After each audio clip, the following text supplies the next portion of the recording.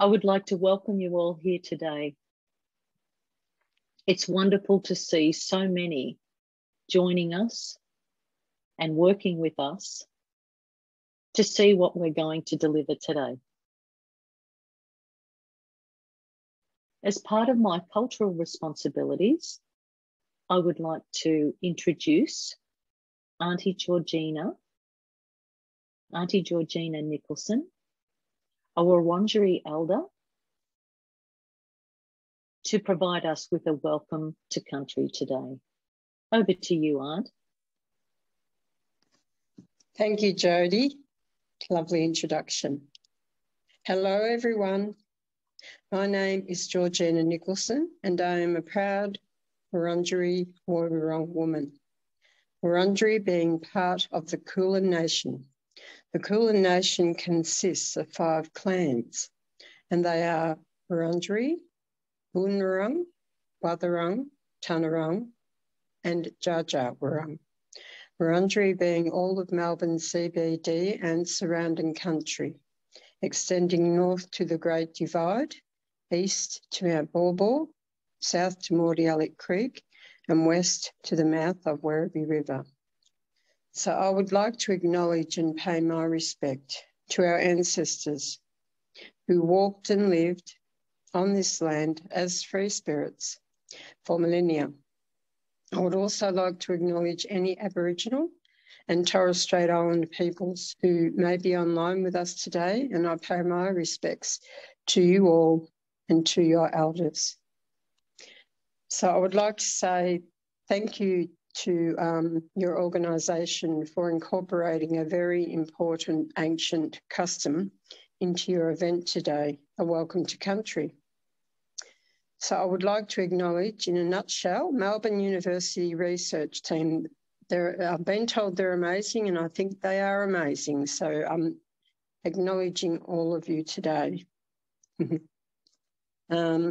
For those of you tuning in from Wurundjeri country, I would like to say to you, Womanjika, Wurundjeri Balak, Yemen Kundibik. So I'd just like to tell you what I've said in our Woi-wurrung language, and that is welcome to the land of the Wurundjeri people. For those of you tuning in from other lands of Aboriginal people, where they own the lands, they're traditional owners, I would like to acknowledge all of you and pay respects to all of the traditional owners where you're joining from today. Now, my mother, Martha Margaret Nicholson, nee Terrick, she was delivered by her grandmother, Granny Jemima, and that was on Corrandirk Aboriginal Mission near the present-day town of Healesville. So Granny Jemima was already teaching our mother the importance of culture, of connection to land, and of caring for one another. Years later, our mother met a deadly Irishman called Patrick, and they met on a blind date in Melbourne in the early 1930s. In 1937, Mummy and Daddy were married, and they had 16 children, 8 girls, 8 boys, all single babies, no twins, no cheating, LOL. Out of the 16, I'm the youngest, and the oldest is my sister, Pat Ockwell. There might be people on this call today that know Aunty Pat Ockwell. She has been involved with her community and with Aboriginal affairs with so many things for many, many years. Well, Sister Pat turned 84 last year, and for an Aboriginal woman to reach that age is a milestone. Well, they say that we don't live as long as other cultures. There's about a 12 to 15-year gap there. And that's a huge gap for our people, and we do have a lot of sorry business in our Aboriginal families and communities. One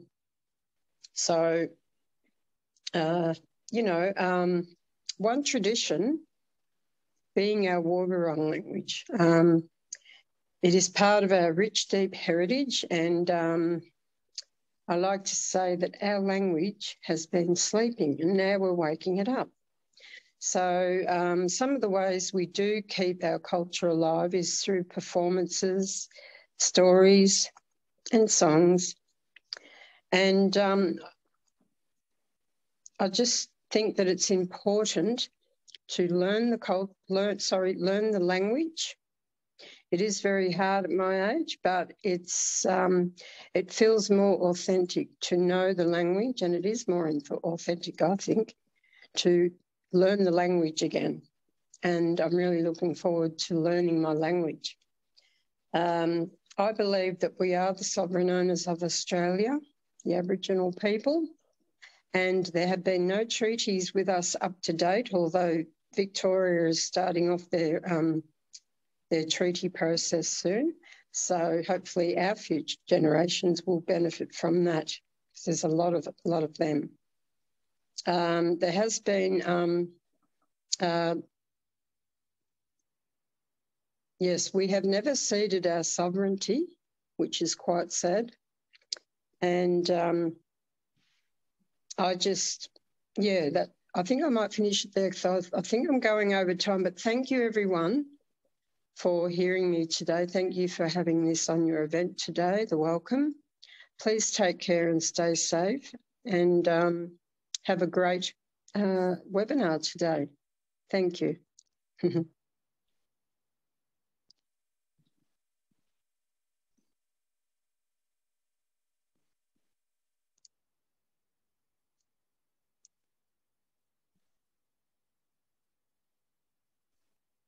Thank you so much, Aunty Georgina, for your welcome to country. You always do a beautiful welcome to country.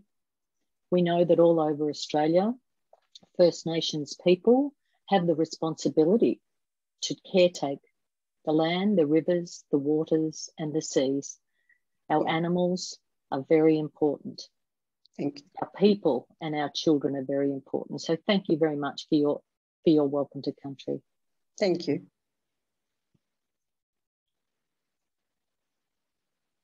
I'm very honoured today to have been invited to be your facilitator for this event. Before I begin, my responsibility here is also to acknowledge the traditional custodians of the land on where I am, which is the Yorta peoples.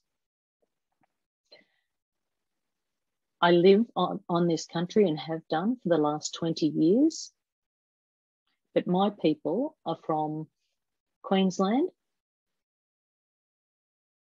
I'm very excited today to acknowledge all other First Nations people who are with us and pay respects to your elders, past, present, and emerging. I would also like to acknowledge all other First Nations peoples from across the ditch, and the collaborations and the relationships that we have with all First Nations peoples are valuable. So thank you, and I acknowledge you all and your traditional custodians, your children and your kin. So I'm here today to facilitate, and the reason for that, I'm very fortunate, because I've worked in this space for the last 35 years. I'm also a survivor of family violence and domestic abuse. But I'd also like to acknowledge that today, the wonderful work that all these people that have been involved in this particular project are paid respect.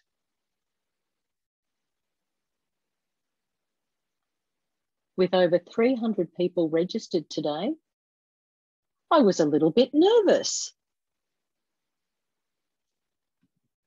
But we also needed to find out what made this project so beneficial, what the findings have been, what the drivers are, and also making sure that we can work collaboratively with the community to enhance the outcomes for women and for children, and for men, of course, who experience family violence.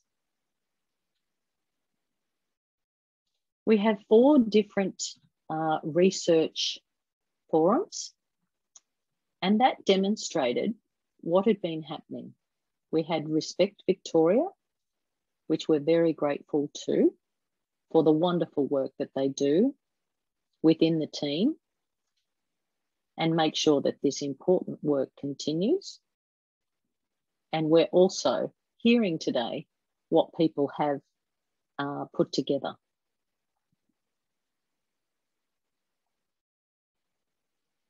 I would like to pay respect to Respect Victoria, the authority focusing on the primary prevention, stopping violence before it starts, and changing the culture for people who potentially need to stop and think about what processes are taken so that we can stop it before it begins. And with that, I would like to introduce to you all Emily Maguire, CEO of Respect Victoria, and Cecilia Hanema, Director, Researcher, and Evaluator. Emily will provide more information on her role at Respect Victoria, and Cecilia will be closing our event today. So,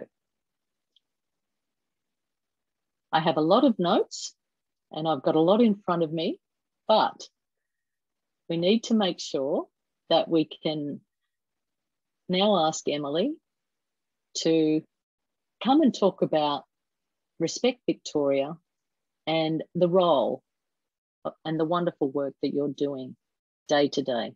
Thank you, Emily. Thank you, Jodie.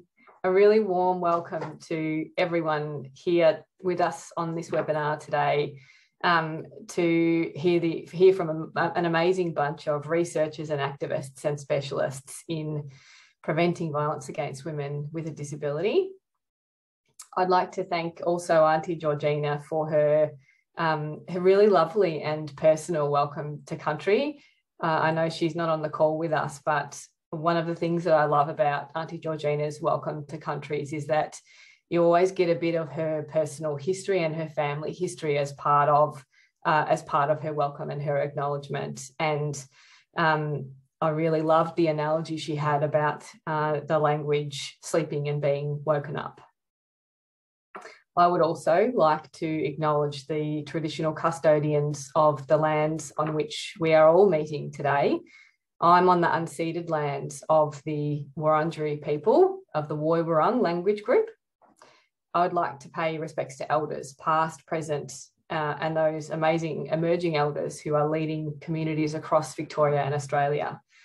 And I'd like to recognise the continued connection to land and to country and to culture, despite the historical and current experiences and impacts of colonisation. And I would also like to recognise the leadership that's shown in this particular space by Aboriginal women in particular, who are incredibly staunch and courageous in always working to draw our eyes and our ears to the experiences and the impacts of family violence and violence against women. Can I thank Dan Stubbs, the Victorian Disability Worker Commissioner, and Nadia Mattiazzo, who's the CEO of Women with Disabilities Victoria. They are joining us here today. Thank you so much. We are so incredibly appreciative of both of your contributions and your commitment ongoing to promoting the rights and entitlements of women and people with disability. I also want to thank you, Jodie, for being our facilitator today. Your sort of more than 35 years of experience in working with First Nations women with a disability is so incredibly valuable, and we're really looking forward to see all of the extra information and inputs you can give us as the facilitator in this process. So today is the fourth in Respect Victoria's research seminar series, Building the Evidence to Stop Violence Before It Starts. These research forums are for us where we can share with practitioners and policymakers our research into what drives family violence and all forms of violence against women, as well as what works to prevent these forms of violence from happening in the first place. Today, we're incredibly privileged to hear from Associate Professors Georgina Sutherland and Cathy Vaughan, and community researcher Jen Hargrave from the University of Melbourne.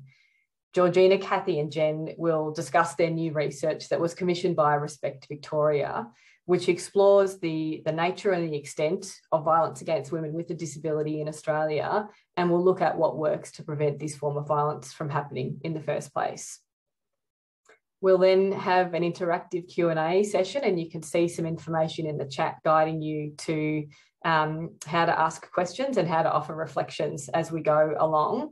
And we'll hear from a panel of leaders who are working on the prevention of violence against women with a disability in Victoria. For those of you who might not be familiar with our organisation, Respect Victoria is an independent statutory authority that is focused on the prevention of family violence and all forms of violence against women. Our remit is enshrined in Victorian legislation, one of the only prevention organisations in the country, I think, to have that honour enshrined on us, I think. And our remit is to drive effective and evidence-informed and, most importantly, impactful prevention activity. We do that through building the evidence base about what works, through community awareness campaigns, through enabling a stronger and a more effective policy approach, and through supporting connections between and across agencies and sectors to offer coordination and support for a really strong and consistent statewide approach to prevention. We are a relatively young organisation. We're still in our toddlerhood, and I'm a relatively new CEO to Respect Victoria, but I really hope that we will become an important part of the prevention landscape in this state. And I'm really looking forward to Respect Victoria playing a much stronger role in driving the take-up of the prevention of violence against women and family violence activities within all of the settings where we live and spend our daily lives. This research that we're here to talk about today speaks to that very issue, I think, of making sure that we deeply embed prevention in all of the places where people live and work, learn, socialise and play.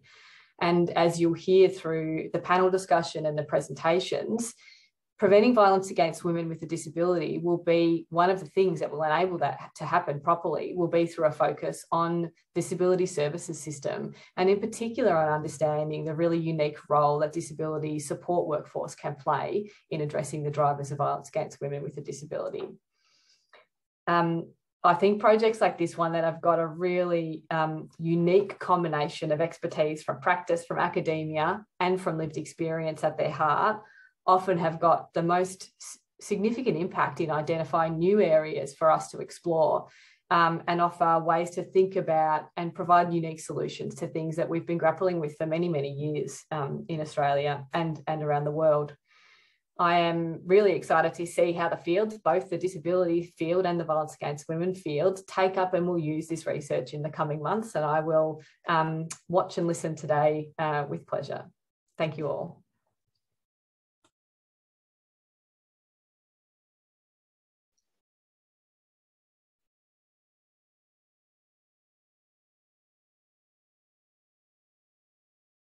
Hello, everyone. Thank you all. And thank you, Emily. We're just waiting to spotlight our interpreter, Paul. Great. Just make sure we can see each other. Terrific. Thanks for that. So what I'd like to just mention now is the importance for us here today to remember, and you may hear a lot of information and also feel quite emotional.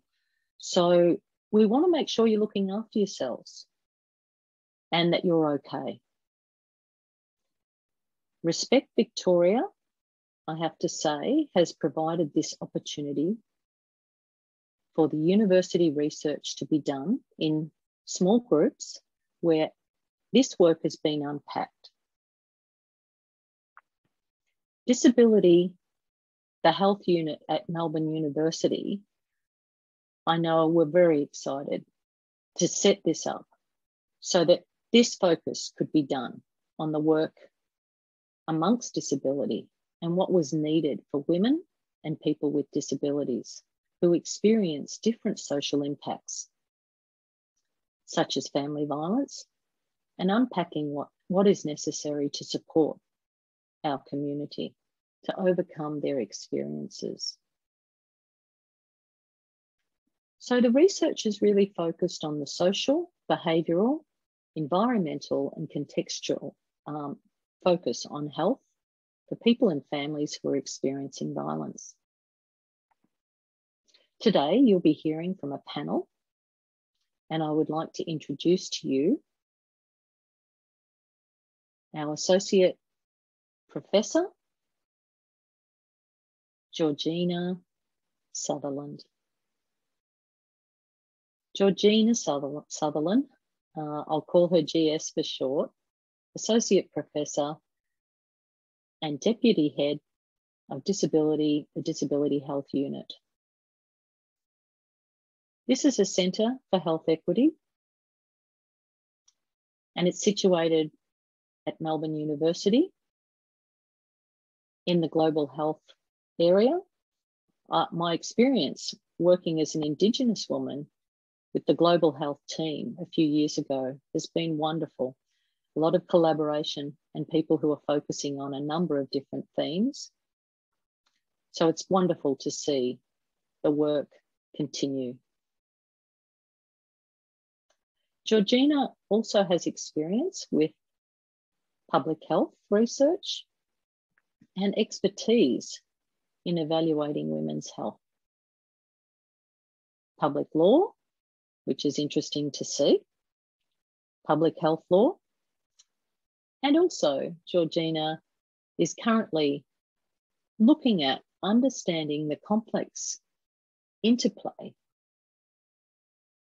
from a gender equity perspective and people who are experiencing violence, with a particular focus on violence against women with disabilities.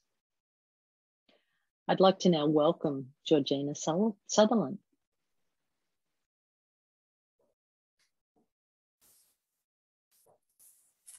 Thank you, Jodie, and thank you to Em and the team at Respect Victoria for organising this webinar today so that we can share our work.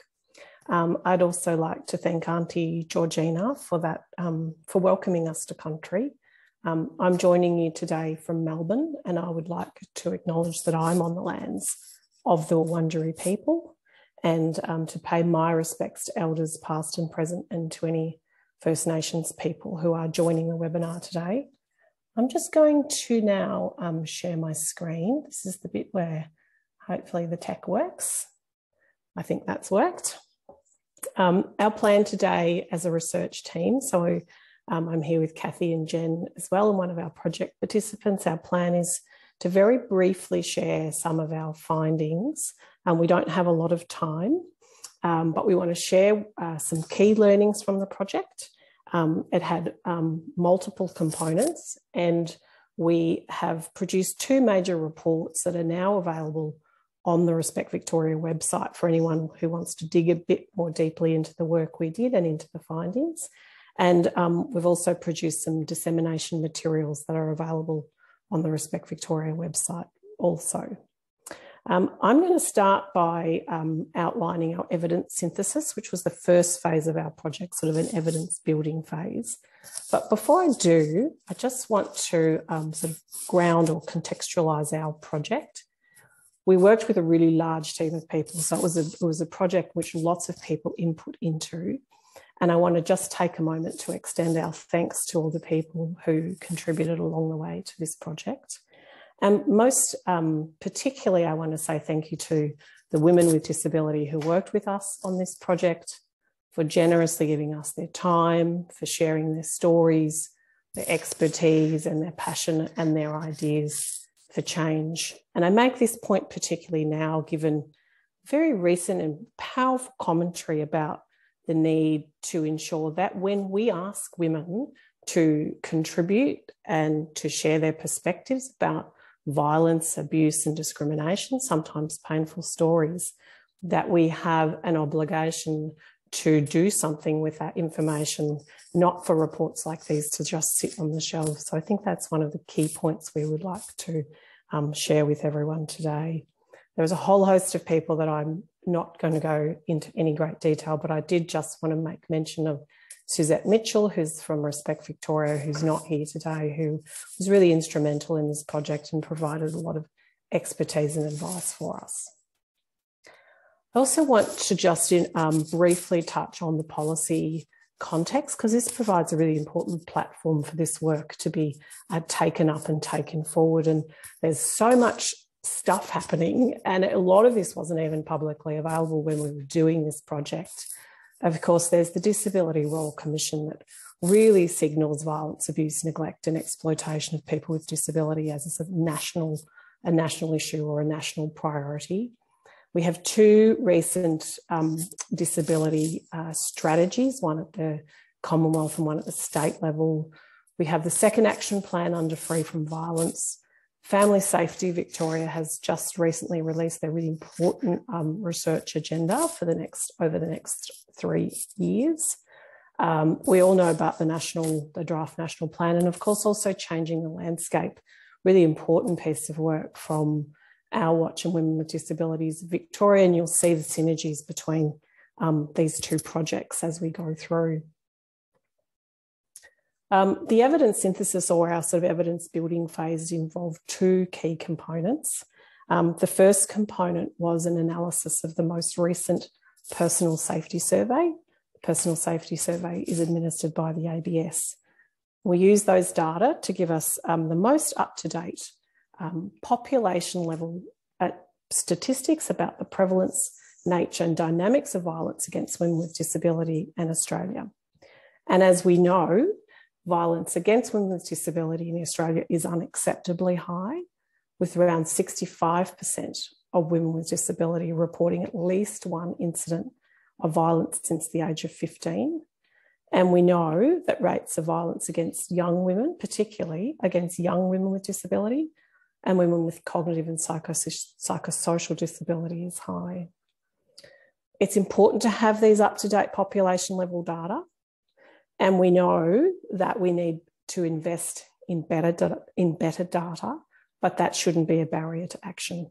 And what I mean by that is that we've known for a really long time that rates of violence are unacceptably high, and we need to stop describing the issue, but actually act to change the problem.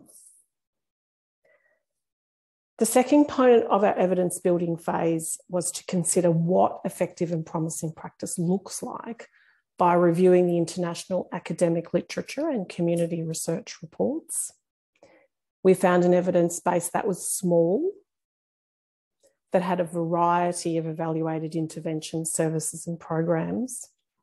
Most of the evaluated strategies sought to change factors, risk factors at the individual level only, the bulk of which were programs to teach women with disability to recognise violence and to enact safety skills for self-protection against violence.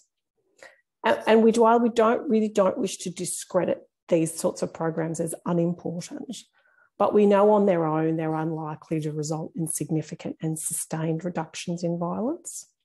And it also, of course, places the responsibility for violence, places the responsibility with women with disability, and it ignores some of the wider and structural drivers of violence. So our main conclusions, really, in a nutshell, our conclusions are violence against women in Australia is unacceptably high.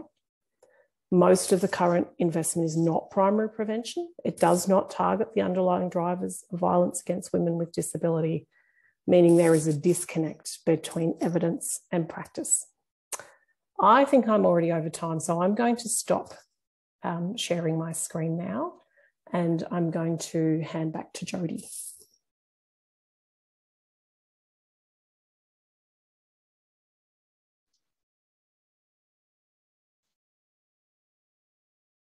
Thank you. Thank you so much, Georgina. It's wonderful to hear what you've had to share with us and what you've had to go through as well. I know it's an important time for us all. So for people who would like more information, please contact Respect Victoria, have a look on their website and find any more information more detailed information that you can.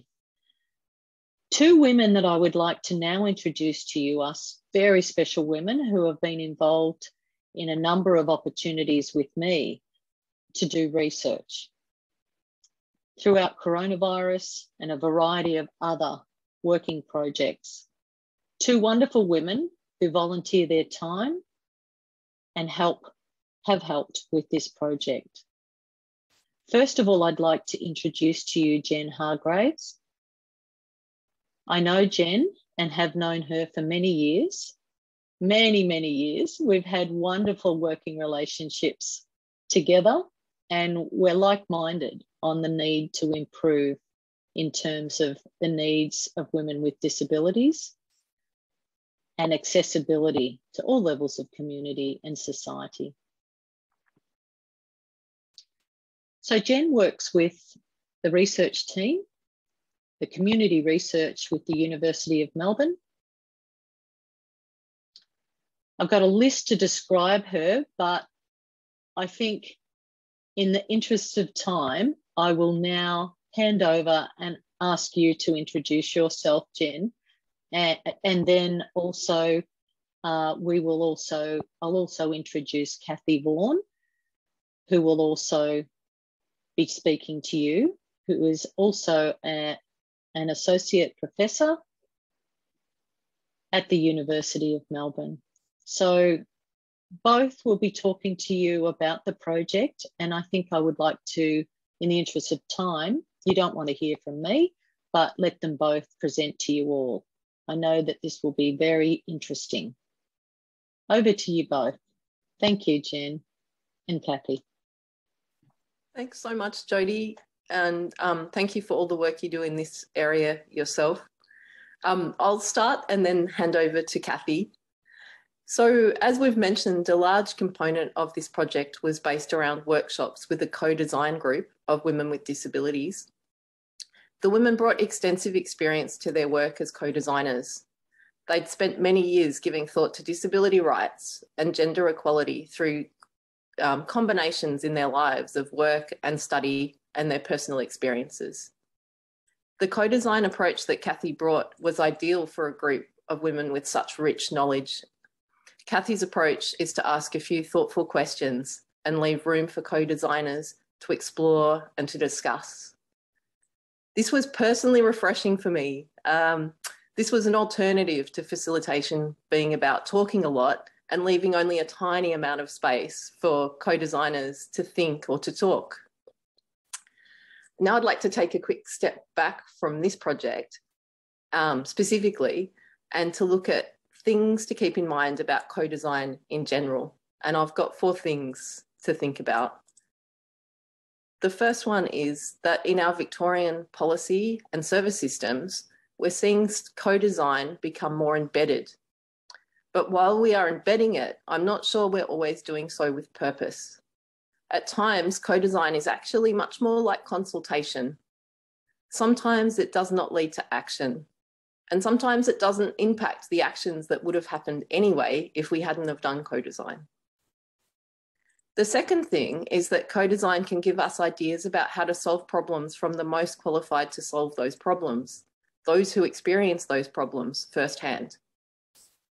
If we're doing co-design with people with disabilities with openness and with a willingness to learn, it can challenge our internalised ableism and train us to meet our obligations to the Disability Discrimination Act. Thirdly, some people might not realise how triggering topics like ableism and violence prevention can be. Before running co-design, do some homework about safety and about disability access. Then ask each co-designer about their safety and their disability access requirements. Disability access and safety go hand in hand together. And fourth, if you want to do co-design, always run it with the resources of budgeting and time. So everyone who worked in co-design on this project was paid for their time, for their professional expertise at a professional rate. So finally, we're all behind progressing good practice in co-design, and each time we do it, we can learn so much. And if we do it with purpose, we hold the potential to make positive change. that's it from me. Thanks, Jody. I might pass over straight to Kathy.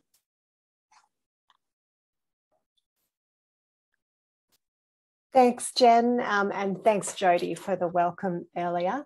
It's lovely to see you again. I should acknowledge that the workshops that we ran involved Jody and involved Jen bringing their very rich experience to that work, and so thank you to you both. I couldn't agree more with what Jen has said about co-design. The language of co-design and participatory action research is increasingly used by government and agencies working in a whole range of sectors, but there's not always the investment of time in particular to make that genuine. It takes a lot of time to build trusting relationships with people who've historically been participants in research in a really extractive way, taking their experiences, taking their knowledge and not jointly producing something new. So I guess a challenge for all of us to hold ourselves and our funders accountable for what actually we mean by co-design and participatory action approaches. With this project, we held a series of 4 workshops and because they happened right in the middle of the COVID restrictions in Victoria, we did them all over Zoom. So that presents real opportunities and challenges.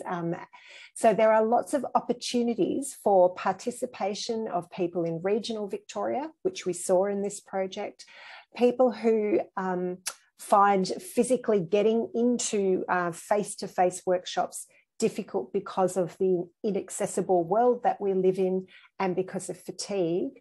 But fatigue is a very real thing, as I'm sure you all know, on Zoom. And so when designing anything where you're facilitating over a long period of time on Zoom, thinking about the requirements of people for breaks and to manage fatigue or chronic pain is really important.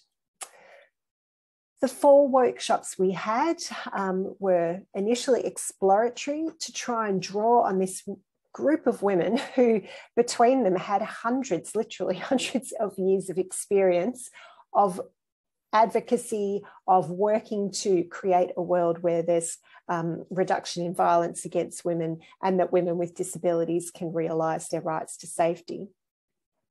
To try and explore people's knowledge of what violence against women with disability and family violence in the context of disability looks like. The second workshop then really went on to shift to look at women's priorities.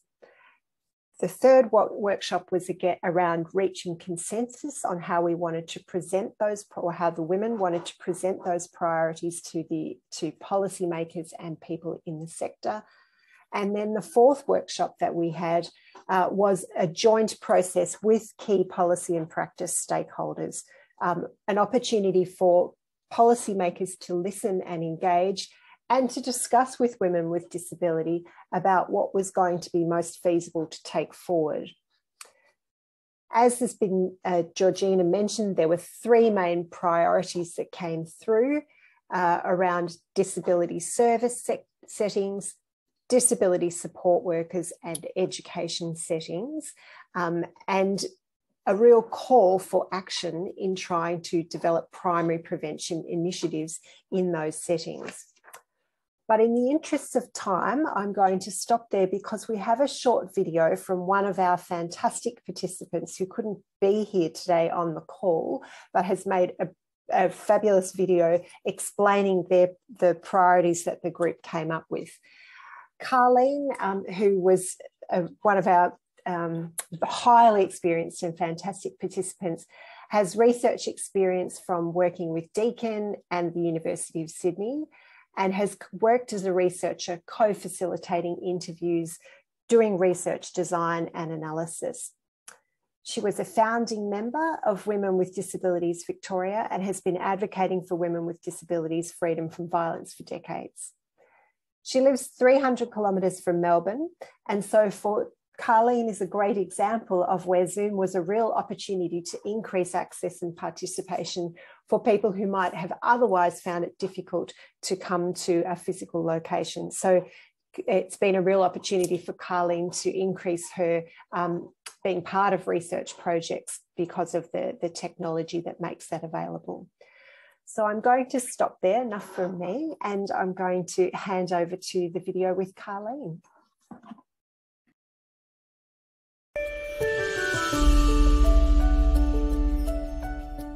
Can you tell us why it's important that researchers and policymakers listen to women with disabilities and act on what they hear?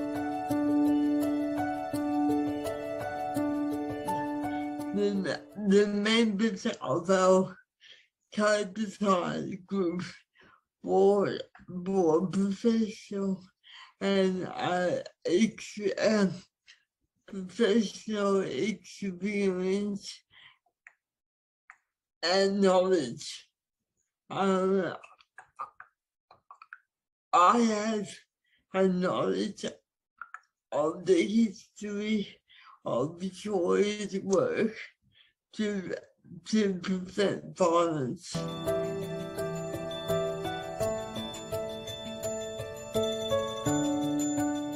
In my time as a systemic advocate, I have worked so hard to try to change things.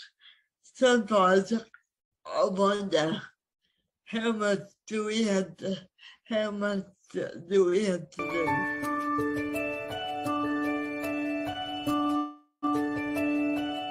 Workshops, we identified 3 priority settings and we presented these to policymakers, and they're now written up in the report.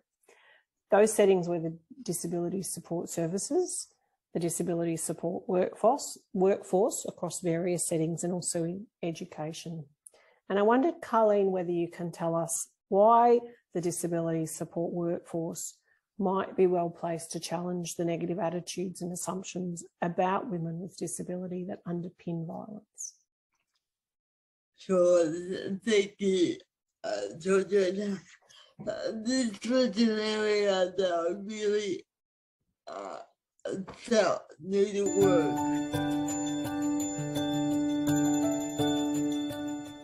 Not only does the training or professional development need to challenge the workforce, but we also need to have the choice of support workers coming into our homes. I would like people to understand that there's a difference between carers and support workers. Disability support workers are paid for their work.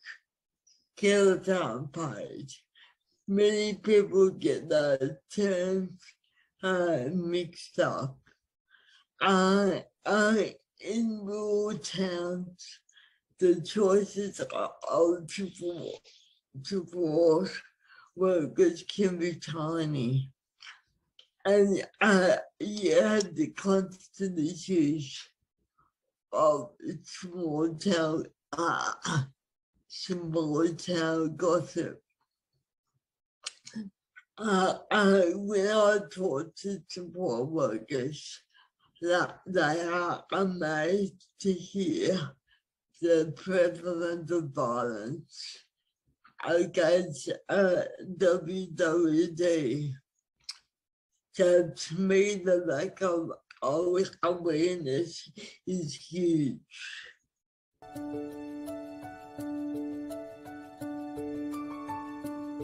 Now that the co-design group's priorities have been written down, what do you think should happen next? Well, it will be really stupid not to include women with disability in the next steps of work to prevent violence in Victoria. Decision makers need to be accountable and to work with WWD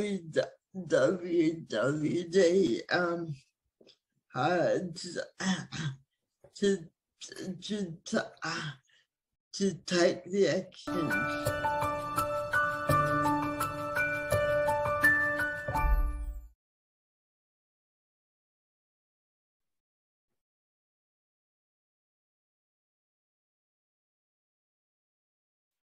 Hi, everyone.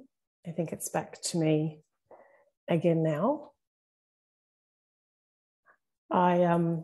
Thanks to Jen and Kathy and to the project participants. It's actually reminded me how much the project was an exercise in mutual learning. Well, actually, I learned a lot through the process from those from the project participants and from the sort of extraordinary skills that Jen and Kathy brought to the co-design approach.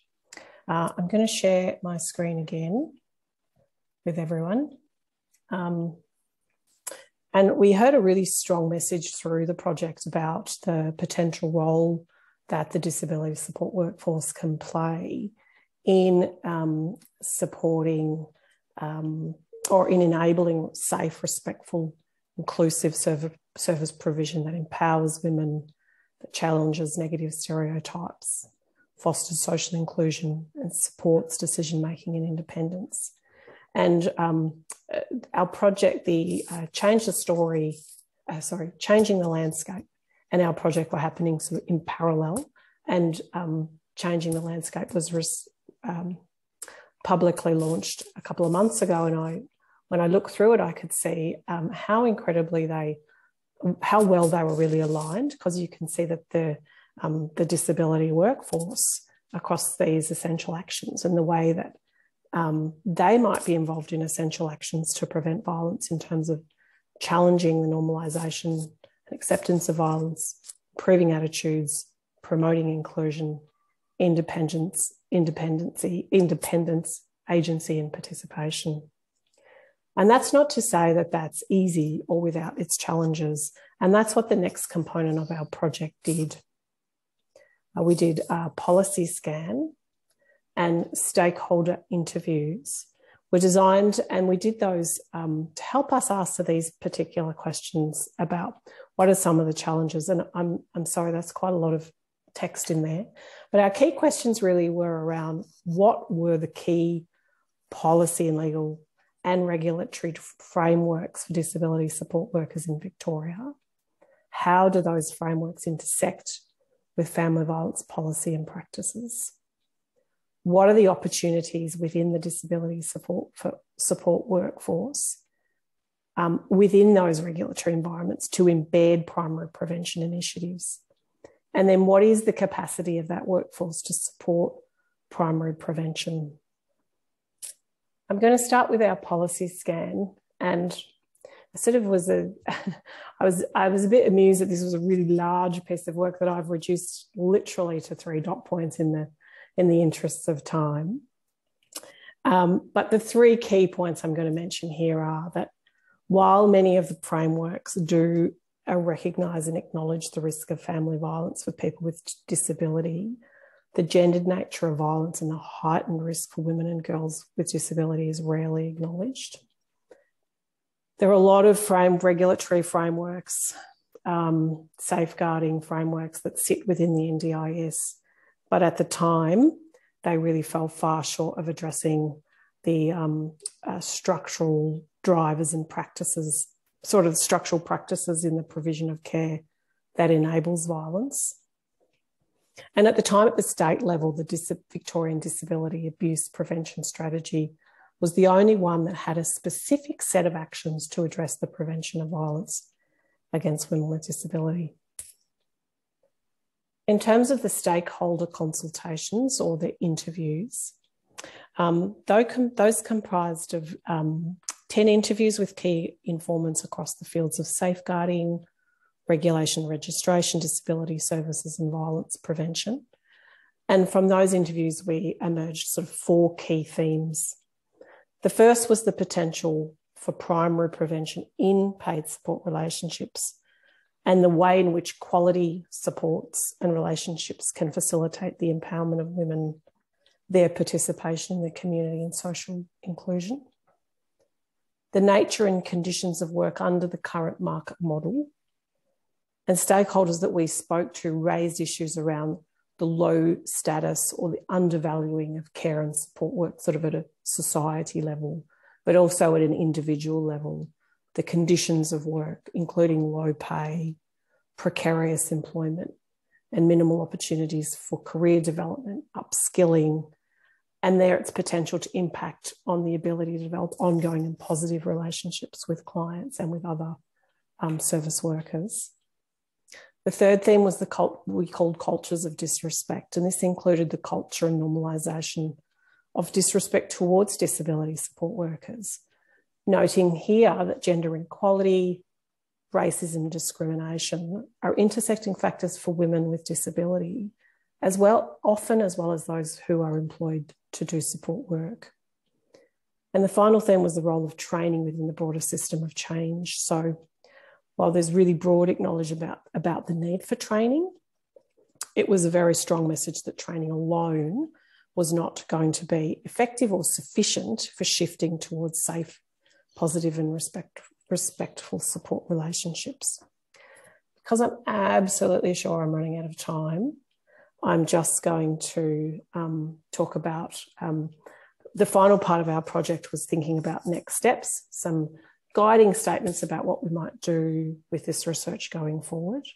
And this was one of our key guiding principles, really, that women and girls with disability play a central role in building evidence. And that while participatory and co-produced approaches like we used in our research are important, there's also a need to invest in leadership and careers of women with disability in research and policy. I'm sorry, again, this is really full and I think we won't have time to go through it. It's in the reports. These was a series of guiding statements for progressing the work that we organised around the socio-ecological model. Those working in violence prevention will be very, very familiar with that.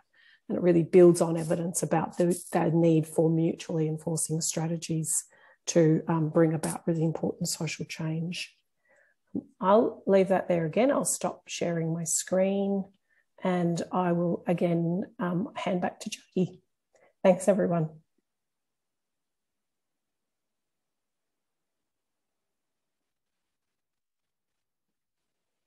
Thank you so much, Georgina. Thank you, Jen and Kathy. It's been terrific. It's wonderful. Wonderful the work you're doing. And also from Carleen too. I think it's really important, all the information that has been shared, and these slides will be made available. And you can contact the organisers of today and they will, I'm sure, be very happy to send it out to you. I know we do have some time in our agenda for questions, but with time running short, we will need to hold off on those questions until the end of our session today.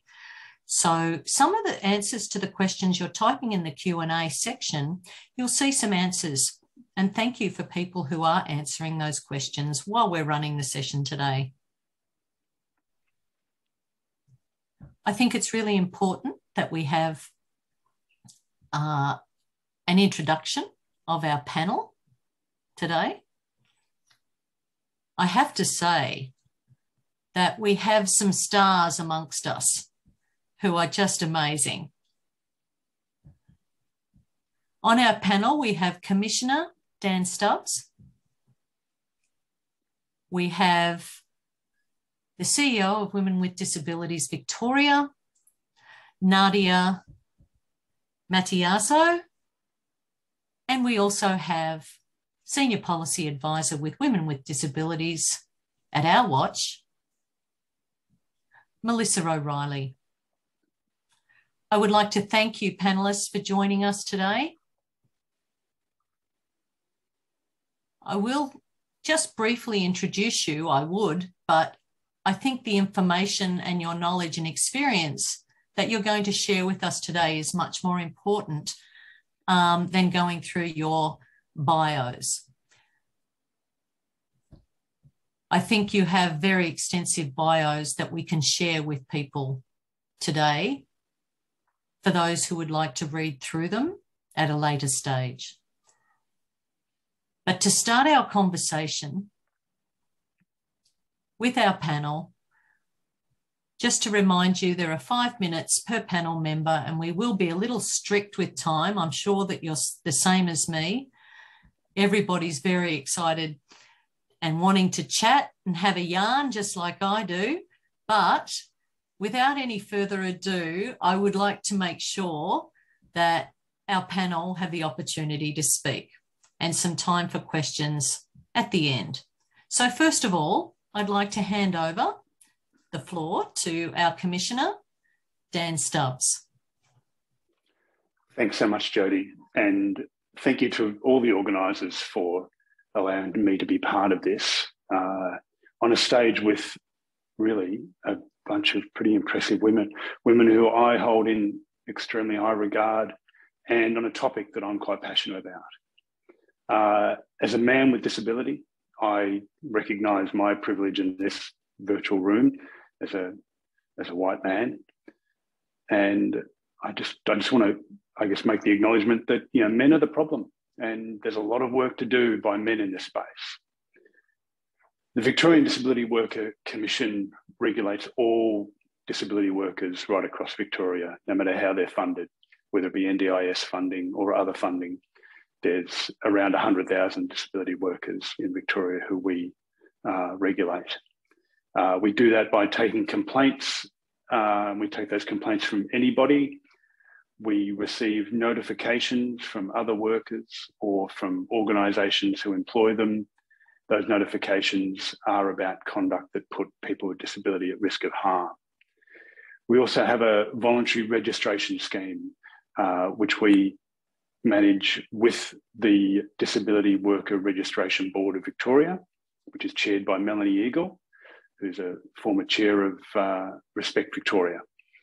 And that board promotes quality, that board deals with registration of disability workers and has those registered disability workers meet certain standards of quality and training to promote quality in the disability services sector.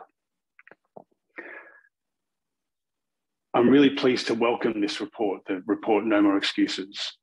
It shows that violence against women with disabilities takes many forms, from actual violence and power and control.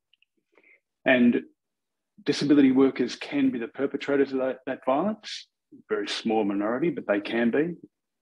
They can be perpetrators of family violence, and they can allow the perpetuation of family violence by really not doing anything about it. But that is a minority of workers. I think we need to make that clear. Now I've just got a slight technical hitch, I'm really sorry. And in many ways, that's the Commission's role, to do something about that and respond to issues when disability workers are part of that. But that's a response only. Really, a lot of what this report is importantly about is primary prevention. And there's some key protective factors which workers could be part of. And I know there's so many really high quality disability workers out there who can be part of this. Participation in society is a key part of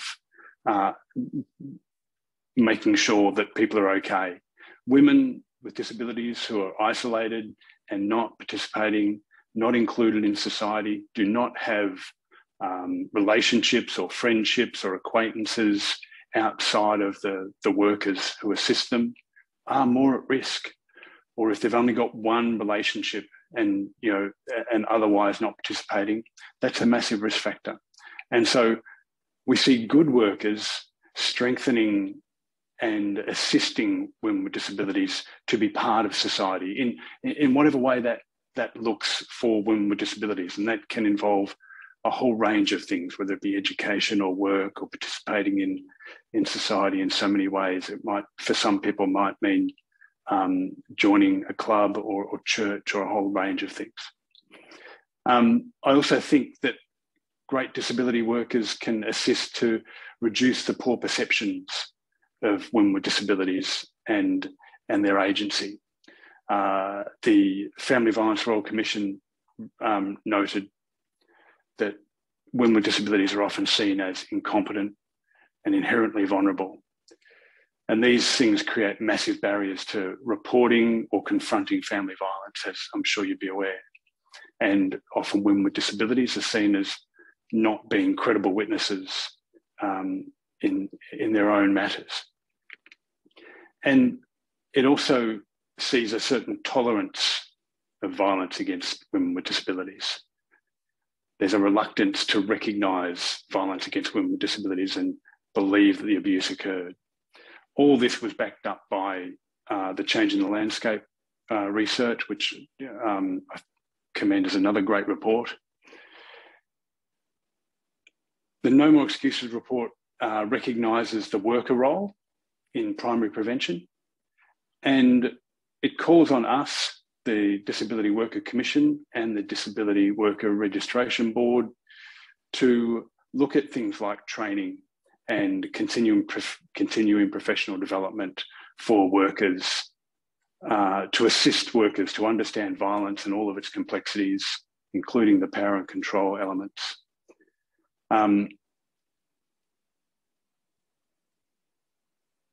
And I recognise that the Commission and the Board have a role in promoting the training that does this, to lift the status of workers in this space, to promote respect for the workers and women with disabilities. So we have empowered workers who can call out behaviour, report violence, and support women to report. I think one of the things that we heard before about the disrespect of workers and the disrespect of women with disabilities in our society, I think aren't unrelated.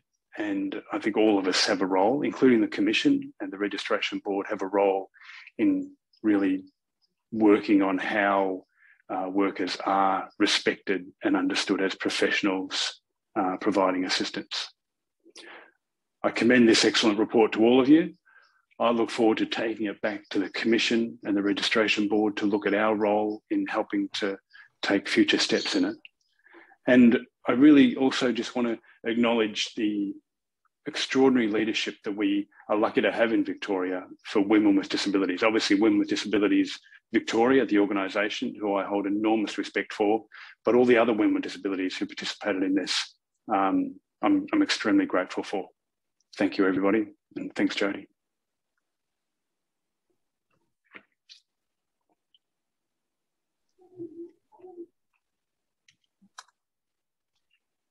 Thank you very much, Commissioner Dan. It's always wonderful to hear from you, and I do know that it's an important conversation, and we will hold off on our questions and answering those questions until later. I will now hand over to our next presenter, who has about 5 minutes to get through all of her information, and I'm sure it'll be fabulous. I'd now like to introduce to you Nadia. Over to you. Thanks, Jodie. And I will try really hard to keep it to 5 minutes. Thank you, Commissioner Stubbs. If I was really, really smart, I'd say what he said. But in the interest of having some say, I'm going to talk a little bit about women with disabilities and what I see as the three key features that I think about and that we think about in terms of in this space. So firstly, for those who don't know, Women with Disabilities Victoria is the peak body of women with disabilities in Victoria. Our vision is a world where all women are respected and can fully experience life. We see our role as providing systemic support, advocacy and resources to women with disabilities in leadership roles.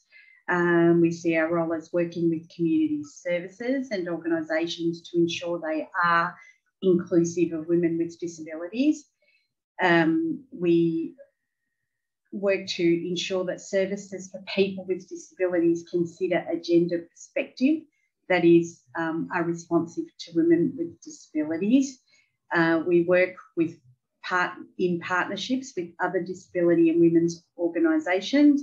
We encourage and undertake research such as this and support this into issues affecting women with disabilities, and we provide a voice for women with disabilities to influence government policy and legislation.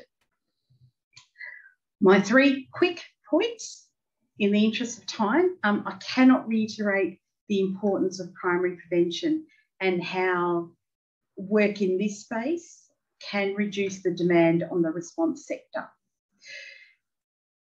We need to understand who our perpetrators are, why they perpetrate, and why it's not this that's looked at as opposed to why women experience violence. It's talking about what are the actual barriers or what are the actual influences of violence.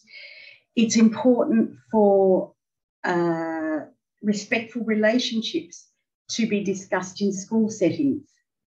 It is important for boys and girls within these school settings who have disabilities to access these types of programs, programmatic access we call it, so that they understand what being respectful is and they understand about respectful relationships.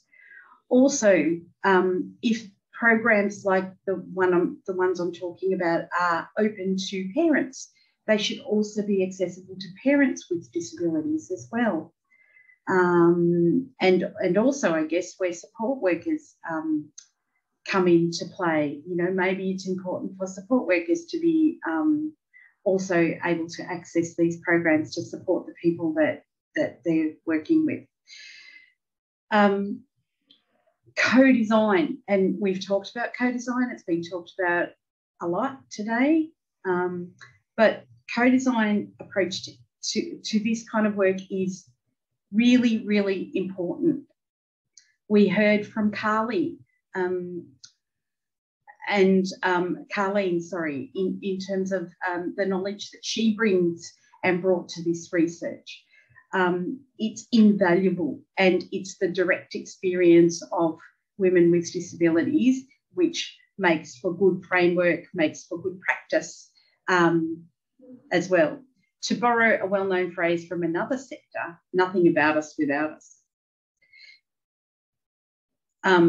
Again, you know, the lived experience perspective is absolutely vital to the success of any work in the prevention space.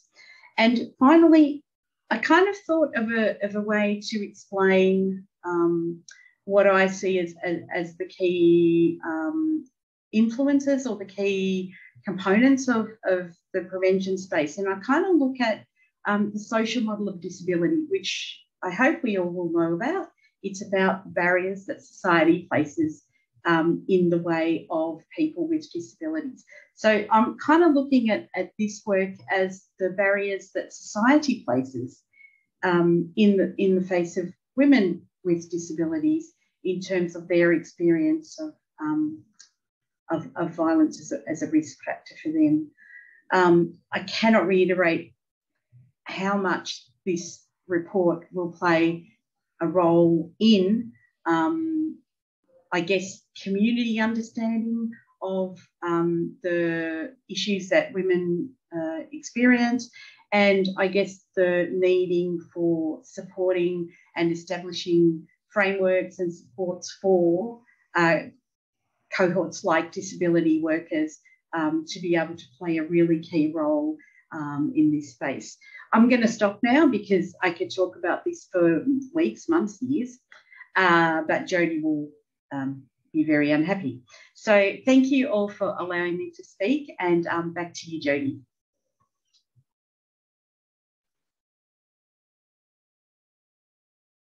Thank you so much, Nadia.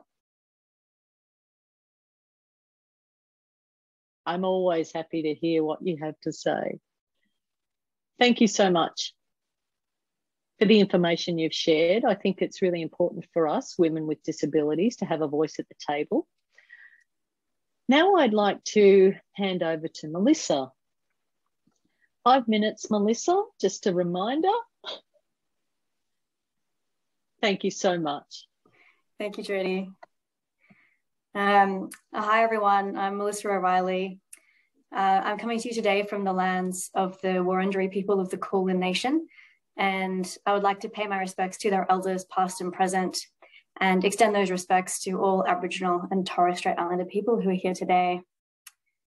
I would also like to acknowledge the disability and women's rights activists, especially women with lived experience, whose activism over the decades has set the foundation for this work that we're doing today. In particular, I'd like to specifically acknowledge the late, great Sue Salthouse and her significant contributions to the development of the Our Watch and WDV resource Changing the Landscape. So I work at Our Watch, which is the national organisation to prevent violence against women and their children. And in 2019, Our Watch and WDV formed a partnership to build evidence about how to stop violence against women and girls with disabilities before it starts. The output of this partnership is the piece of work launched last month that Georgina had referred to, called Changing the Landscape. And this is a national resource to prevent violence against women and girls with disabilities. We created this resource with the strategic guidance of an expert project advisory group, and it was also informed by national stakeholder consultations. So I'm really grateful to have been invited here today to talk about the relationship between the work of the University of Melbourne and Changing the Landscape. We know that the only way to stop violence against women and girls with disabilities from happening in the first place is to take a primary prevention approach that identifies what drives this violence and what actions we must take as a society to address those drivers. So this is what Changing the Landscape does.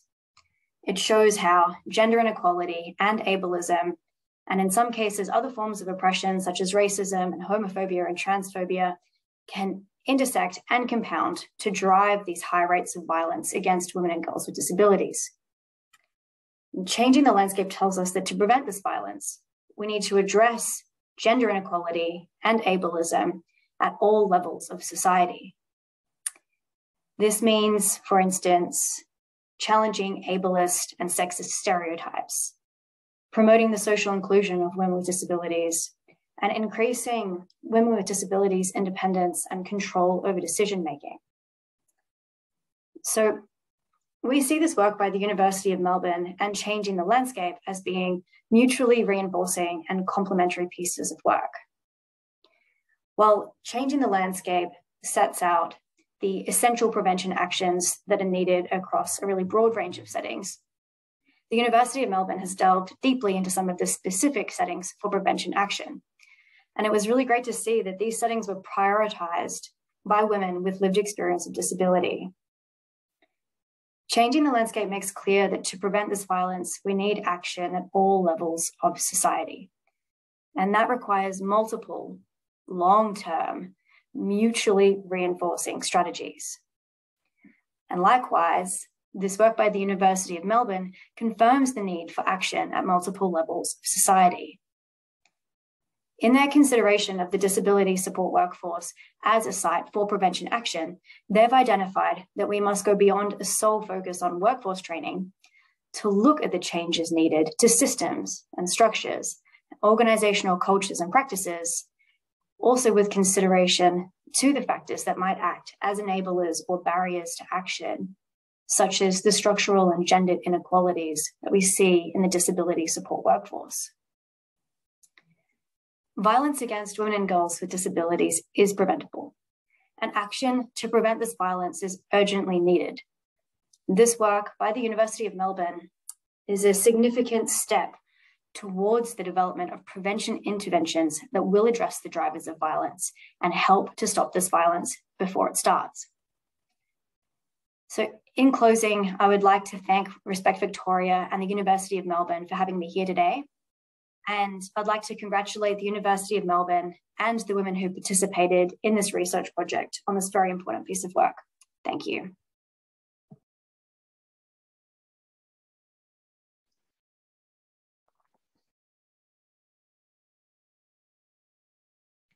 Thank you so much, all three of you, for such wonderful presentations. A lot of food for thought, a lot of information's been shared, and I think that I agree. We need to have that continual conversation to ensure that all people have information and have the best access to the appropriate support in order to prevent violence against women and girls. I would like to also thank you for sticking to time. I know that's really difficult to do, so thank you all. I'm a very happy facilitator. So now what we have is some time. We have some time for some questions to the researchers and the presenters. So if I could just ask the presenters and the researchers to join us on screen. Jen, Kathy, Georgina. Great, thank you. So we have some questions that have been posed. I know some have been answered in the chat, in the Q&A section, which is wonderful. But I would like to ask a question from Christine Jennings, who I know for many years. Hello, Christine. So I'll just summarise the question. With the difficulty with training and professional development for the disability support workforce, which often impacts workforce needs, there's very little opportunity for team meetings and professional supervision where violence prevention could be unpacked and supported. What do you think would be important initiatives for organisations and services who look after people with disability support workers to ensure that their staff can have the appropriate training to try and prevent violence from happening and make sure that their clients can feel safe?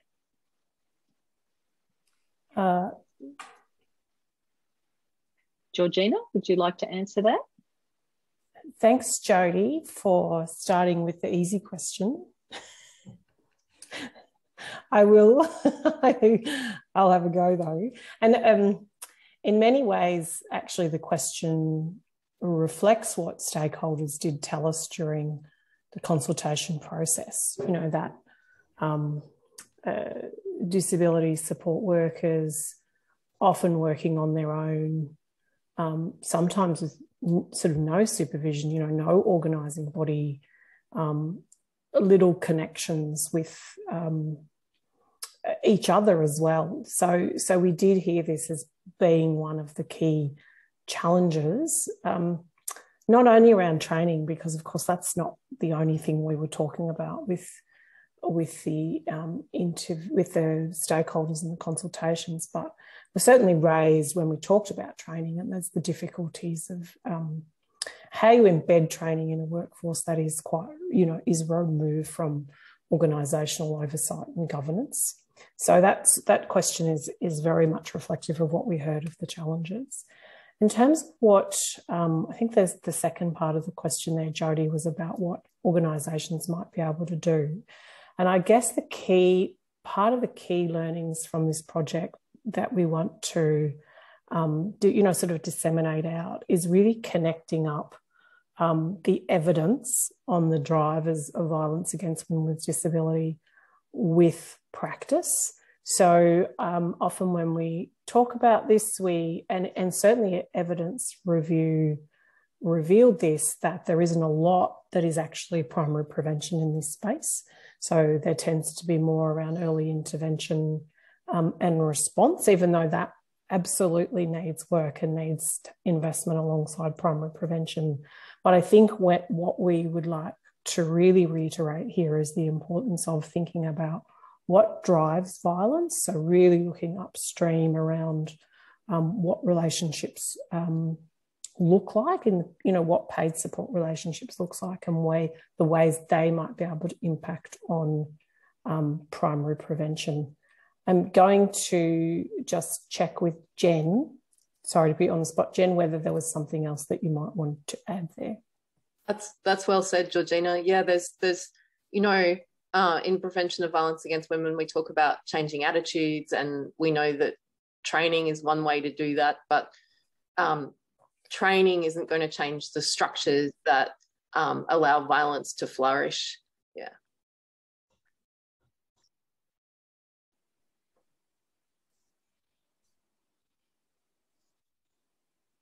I would tend to agree. I think that there's more happening in this space, not only the attitudes, but also what the structures and the impacts of those structures are, and make sure that we are parties to ensure that the right access to information and knowing what the processes are important for women themselves who have disabilities. And Kathy, did you have something that you would like to add to that?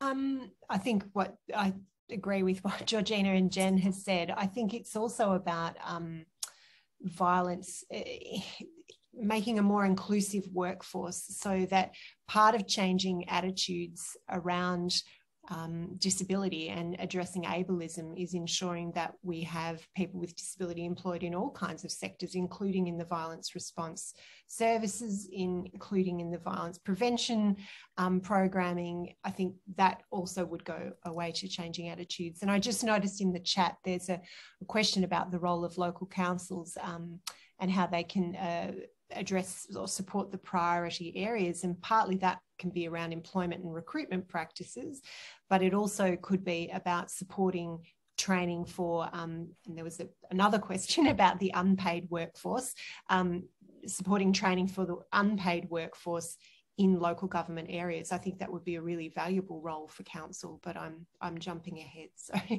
think they kind of link together. Thank you so much.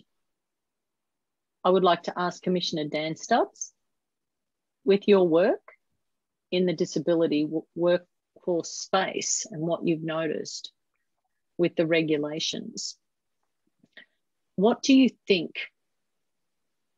in terms of how this could be embedded? What do you think needs to happen? Yeah, thanks, Jodie. This area of questioning really gets to one of the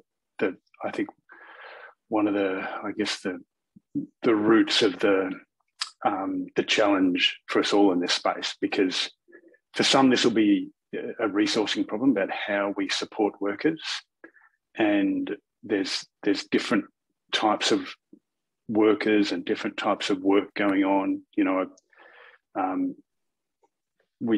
Most of us know that the array of types of disabilities that exist and the array of types of work and workers that exist out there. There are some workers who work together in small groups in share houses, and that kind of debriefing and mutual support to make sure the right people are supported and developed and trained, and that kind of thing can be made possible, although it's a resourcing issue. But then we've got a whole lot of workers out there who so often are working alone, going into people's houses, and we need to. My struggle there is to confront. Okay, how do we support those workers who have the opportunity to either support someone to take a step, to do something, or call something out themselves, that's a big ask of someone who, you know, is very poorly paid. So, and often alone, and, you know, may not have the experience to do this. I would question any of us to be able to do that on our own. So that part of the question I'm really uncertain about, and the structures we need to create around those people that are going into different places, including people's homes on their own, for me, that's a key one, which is a bit different to the one where we've got people working with other workers and with other people with disabilities and more closely kind of managed or supervised and supported. There's work needs to happen there, but it's different. It's different work, and like a lot of things in the disability sector, it's partly about attitude and it's partly about resourcing, and we need a fair bit of change in both, I'd say, I'm afraid.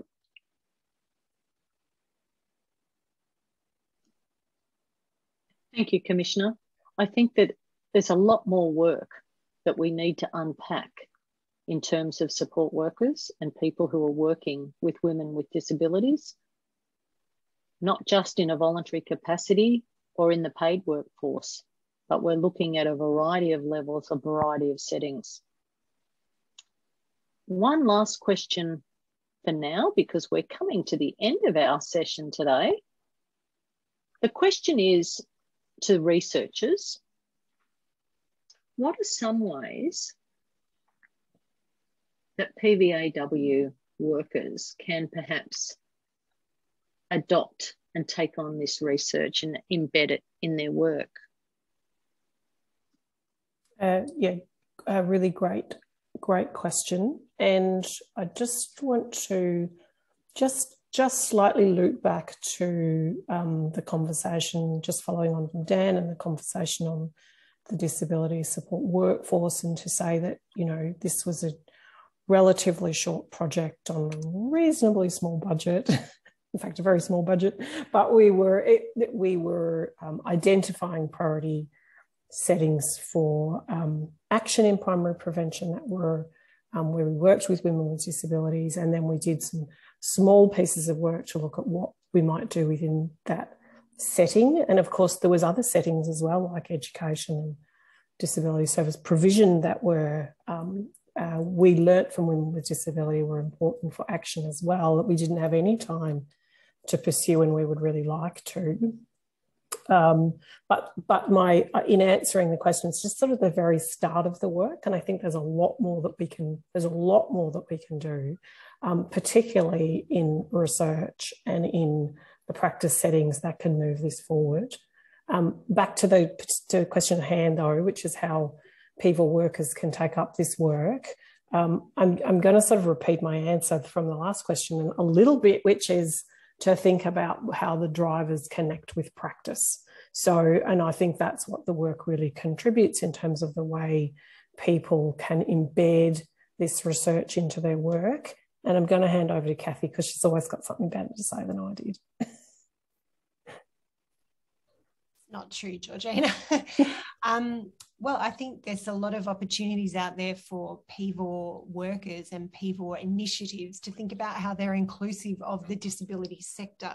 So there's often real gaps between the disability sector writ large, which is, you know, services, service workers and people with disability, and the violence prevention world. And even the language we use to talk about often the same thing or very similar things is quite different.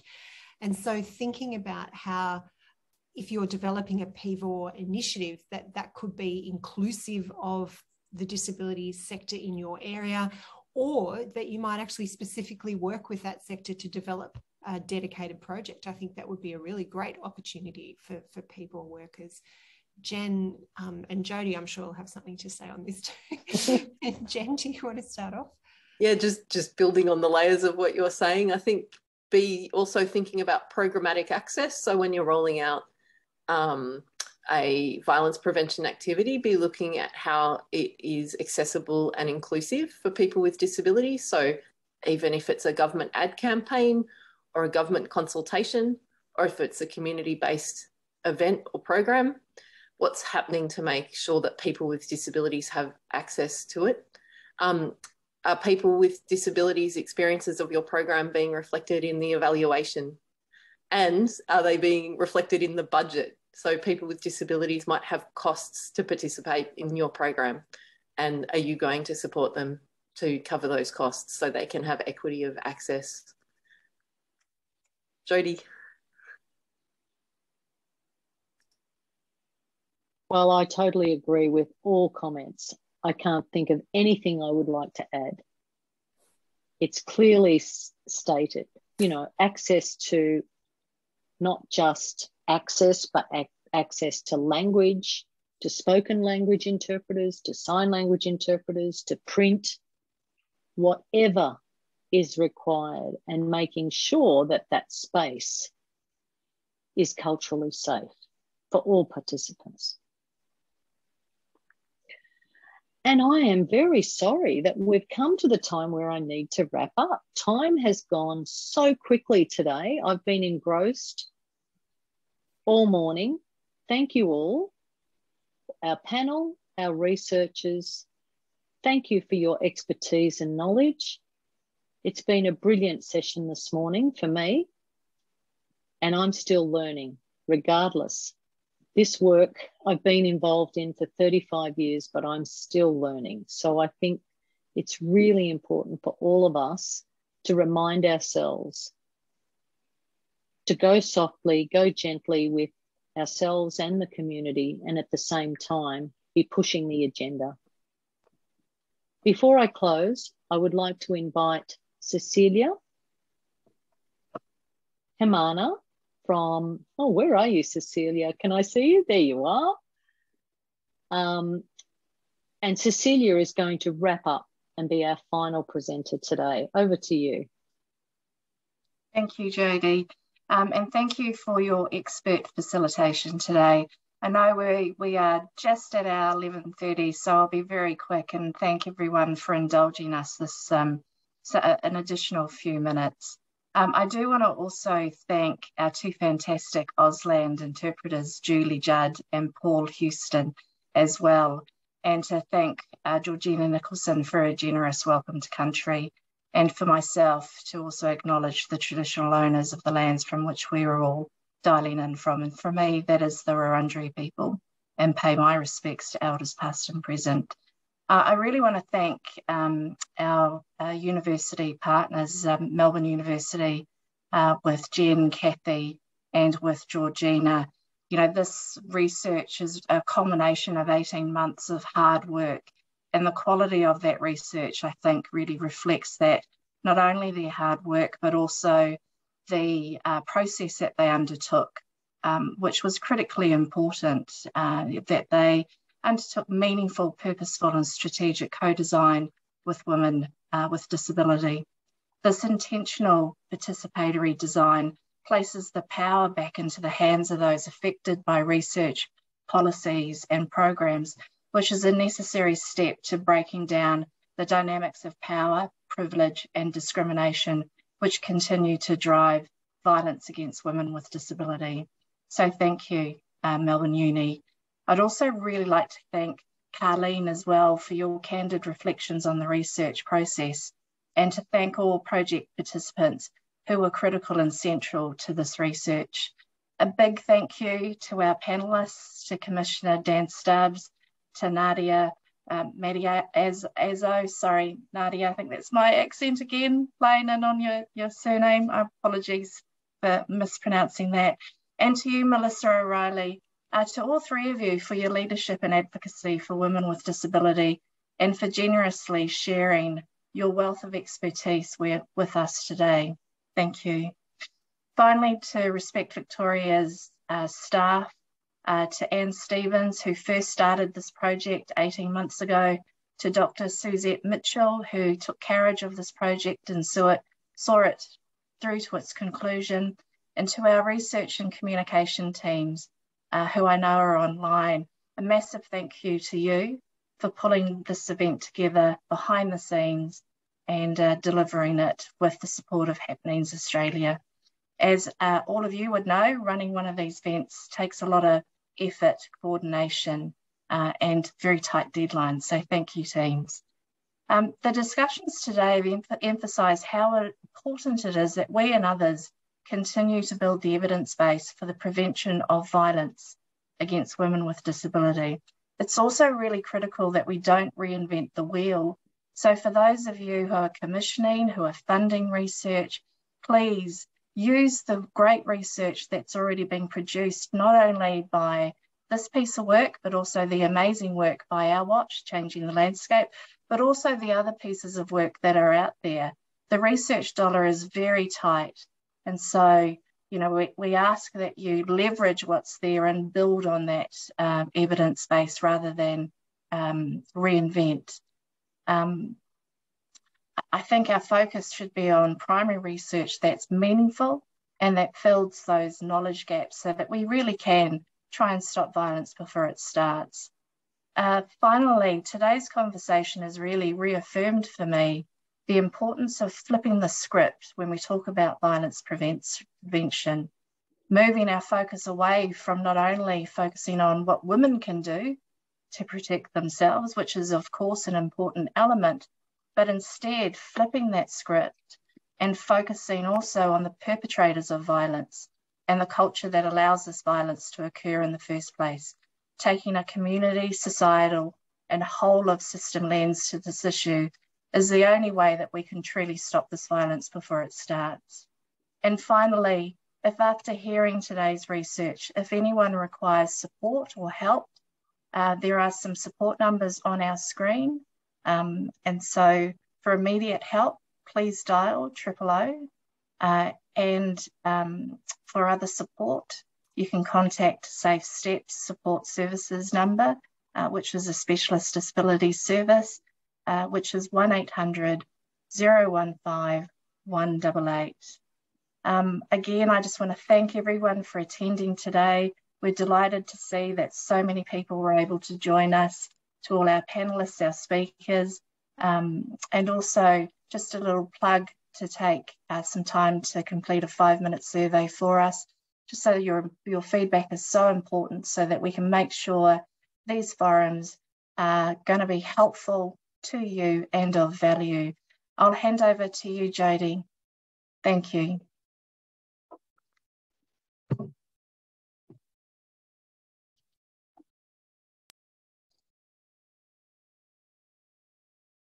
Thank you very much, Cecilia.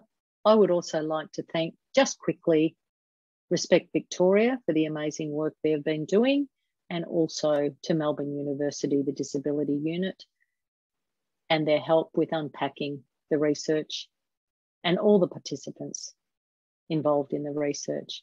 I also hope that you all have the opportunity to complete the survey, which is really vital for us in this sector, so that we know what you value and what you've learnt.